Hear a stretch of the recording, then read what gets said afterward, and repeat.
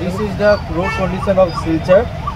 আপনারা দেখতে পাচ্ছেন এই যে মানে স্টুডেন্টরাও আছে এই যে টিকের ভিতরে, দেখেন রোডের কন্ডিশন। কিন্তু আমাদের প্রশাসন এইসব জিনিস নিয়ে দায়িত্ব তো নিয়ে নেই। কাইন্ডলি আপনারা এই ভিডিওটাকে শেয়ার করেন আর প্রশাসনকে অ্যাটলিস্ট এই জিনিসটা তারাও মানে কি রাস্তাটা ঠিক করে নেয়। ঠিক আছে, থ্যাংক ইউ। ছেলেটা ডরাই গেছে দাঁড়াতে হবে